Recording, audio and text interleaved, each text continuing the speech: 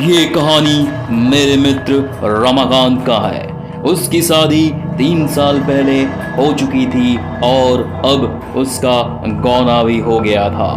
उसकी बीवी बहुत निडर थी। इसको मैं निडर इसलिए बता रहा हूँ कि उसकी निडरता एक दिन बहुत भारी पड़ गई।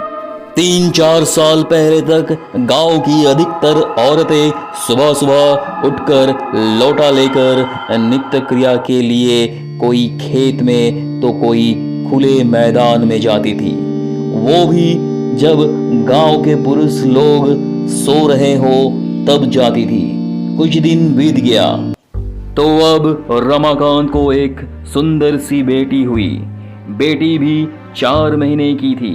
उस समय उसकी बीवी सुबह सुबह अकेले उठकर खेत में चली गई और अपने सासू माँ को या फिर अपनी जेठानी को भी नहीं जगाया। वह अकेली ही चली गई। तभी वहाँ बेल का पेड़ लगा था। उस पर एक चुड़ैल घूम रही थी जो इसके साथ नहीं आना चाहती थी, लेकिन फिर भी वो आ गई। जब रमाकांत की औरत खेत से आई तो लोटा फेंककर पलंग पर बैठकर गाना गाने लगी।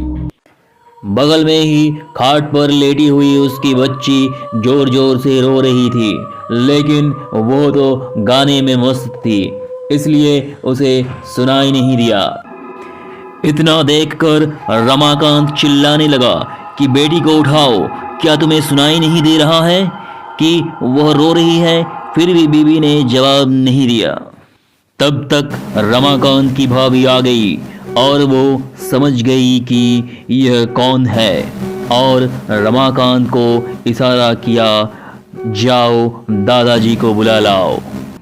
इतना सुनते ही रमाकांत समझ गया कि मेरी बीवी के ऊपर कोई चुड़ैल का साया है। तभी भाभी ने दादाजी का नाम लिया।